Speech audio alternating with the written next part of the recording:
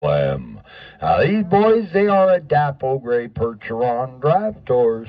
Carl weighs about 2,400 pounds, and Clem comes in right at a ton. They can push 3.5 times their own body weight, and you will hear me talking to them a little bit while we're out on the tour. Y'all just sit back and relax now. Step up, boys. We're headed back over 140 years in time. See, Tombstone was just a silver mining town, and we were incorporated as a city back in 1879. Before we were 3 years old, it had two major fires. On the left, the world-famous Crystal Palace, built the year we became a city, the Golden Eagle Brewery. Surviving the fire of 1881, it burned in the fire of 82. Was rebuilt in less than a month. Then the Crystal Palace since June of 1882.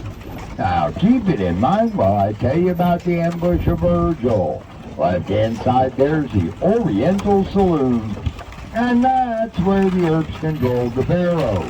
Here on the right is a branding iron, and that was the Bucket of Blood Saloon. Well, it happened on the night of December 28th, 1881. Couple of months after the gunfight, old Marshal Virgil come out of the Oriental to make his nightly rounds. Headed for the brewery, and shots rang out from above the Bucket of Blood. Couple of those hit him in his back left shoulder. Was used to the arm the rest of his life, but never quit being a lawman. Virgil died the age of 62, had the nickname the One-Armed Law Dog in 1905. Wyatt, he spent the last 10 years working for Hollywood, passing away at the age of 81 in 1929. On the right is the Birdcage Theater. Well, they had their grand opening a week before the ambush of Virgil on the 21st of December, 1881. Well, they operated straight through to 1889 and never even bothered closing the doors. Had 17 murders happen in the Birdcage, and the world's longest running poker game.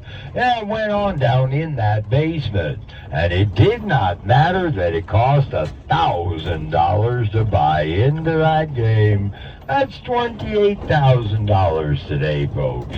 Oh, it was documented to have a minimum of 4 men around that table, 8 years, 5 months, and 3 days non-stop.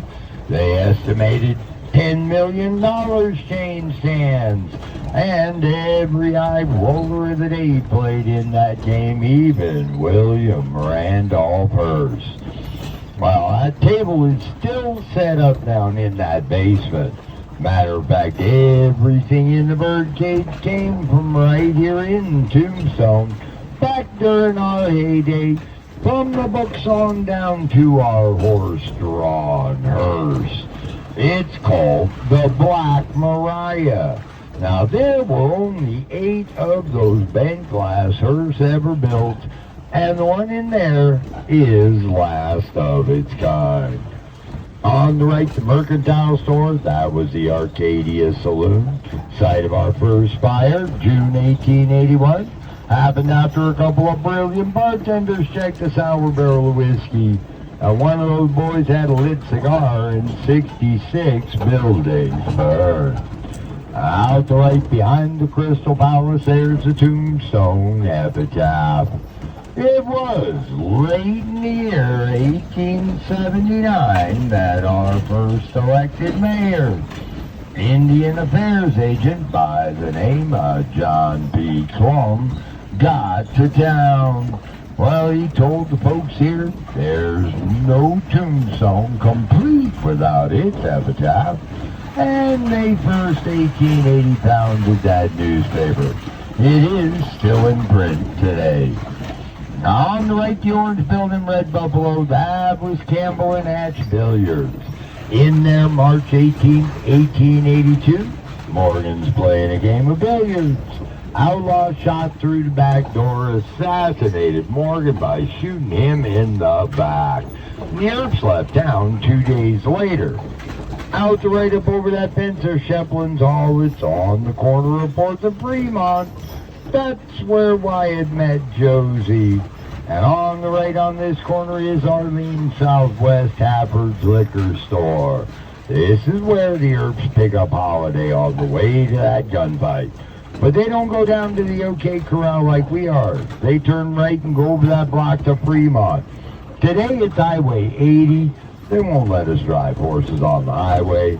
The Earps got to that corner, turned left and went to the alley, and I'll tell you more about that after the old-time photos on the right and the wine tasting room, which was the Can restaurant. Owned and operated by a Chinese fella, humanitarian by the name of Quan Ki. Well, that man was so respected in this town. Died in Douglas, buried him in Bisbee, and 3,000 folks went and got him. You'll find Quan Ki in Boot Hill. On the right, the OK Corral, not where the gunfight happened. But out the right in the back of the park, there's the telephone pole, and it is the other side of that wall. That's where those 5 cowboys were in that 15-foot wide alleyway with the Earps and Doc out there on Fremont. Well, 2:30 in the afternoon. There's 30 seconds worth of gunfire. In the end, Ike Clanton and Billy Claiborne survived by running away. Billy Clanton's dead in the alley. Tom and Frank die blocked to the right by that stop sign. Virgil, Morgan, and Holiday are wounded. Wyatt walked away without a scratch. Newspapers called it the gun battle on Fremont. And on the left, the Four Deuces Saloon was the home of Hattie Borland, the Earps eyewitness. Stood directly across Fremont from the alley. They moved it there in '92 and left again the red and black one under the trees. Well, that was the home of China Mary. Welcome to Chinatown. It is both sides of the coach. There were 300 registered Chinese living in these 2 blocks. Every one of them under China Mary's watchful eye. That woman was a member of the Tong, the Chinese syndicate. Well, she ran Chinatown, and if you were Chinese and wanted to work here in Tombstone, first you had to pay off China Mary to get the job. Then you had to pay her every week you work. Operated the opium trade, died a wealthy woman, and she's in Boot Hill. Well, take a look out to right now, folks. 16 miles out there, those are the Dragoon Mountains. And that's where the Apache war chief Cochise had his stronghold. 1862 till 1874, time known as the Indian Wars. Well, that's when Cochise sent only 27 of his warriors from the Chiricahua band of Apache. Well, they held the entire 3rd Cavalry from Fort Huachuca, 16 miles south of Erat Bay up in them hills. Put about 100 soldiers into the ground and never lost a warrior. Oh, there's lots of stories told how it ended. I believe he escaped with his men to the Chiricahua Mountains where they documented his death. But Cochise was so revered by his people, they brought his body back to the stronghold. He's buried out there in a grave no white man will ever find.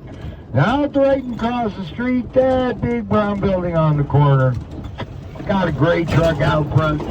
It is where the home of Virgil stood, till we lost it in a fire back in 1996. Cross Fremont on that corner of First Wyatt's home is still standing with a 9-foot bronze statue of Wyatt in the yard. You'll find it on the highway pretty easy. Holiday never owned property, save on a poker table. When he left out of here with Kate, they made it all the way to Preston and parted ways. He went on to Glenwood Springs, Colorado at the age of 36, dying there 1887. On the left, that tan building belonged to another lawman out of San Antonio. That's Texas John Slaughter. Man may have stood 5'2" and had a size 5 cowboy boot, but they made him sheriff multiple times. And he was one tough law dog. Don't go running. Few that did, ain't one of them came back. Every time all he brought back was boots, saddle hat, and gun belt. To prove he got his man. On the right, there's a home of Doc Goodfellow. Well, keep him in mind while I tell you about the chains on top of that rock wall.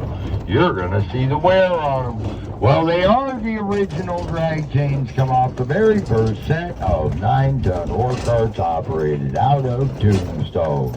Those carts always come in sets of 3.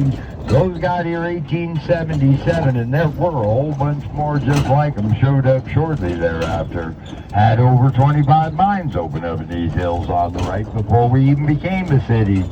And none of that ore got processed here. We haven't got the water.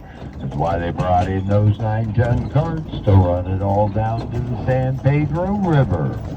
Now, the house back there did belong to our Dr. George Emery Goodfellow, physician, surgeon, gunshot specialist before the man ever got here. 25 in 1880, I don't know why Hollywood makes him 60. Working on everybody in that gun battle on Fremont, after digging the lead bone out of Virgil, they made him county coroner for 7 years.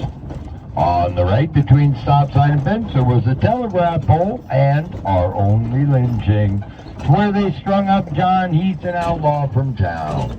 See, it was the end of November 1883 when John took that trip to Bisbee.